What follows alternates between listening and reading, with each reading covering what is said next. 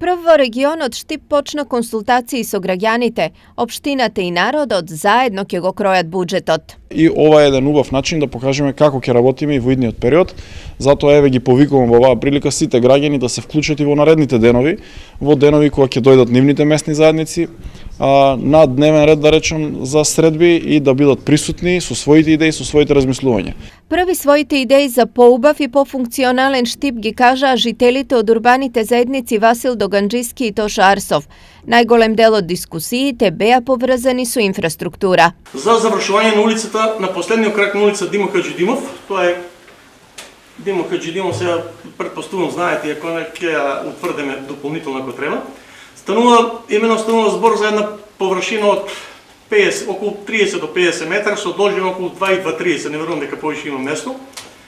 Тоа е единствено место кое ќе остане неизбетонирано и кај што живеат едни 15 семејства и уште до ден денеска газат кал. Но се дискутираше и забраната на отиња. Горе суто што е, дека се направи браната, не знам каде учалище, додека е достапка да се брана прави, додека се направи браната, суто ако стариот дел горе што е, да се направи како излетничко место. Стварно жално е кој Штипјани. Немаме езеро, немаме спортска сала, немаме излетничко место.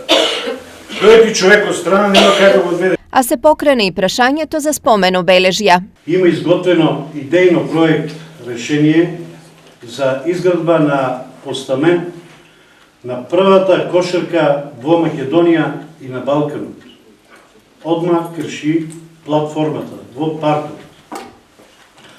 Така да нашиот град ќе добие едно огромно историско наследство, што ќе го различе многу убавиот парк кај Ванчо Прки.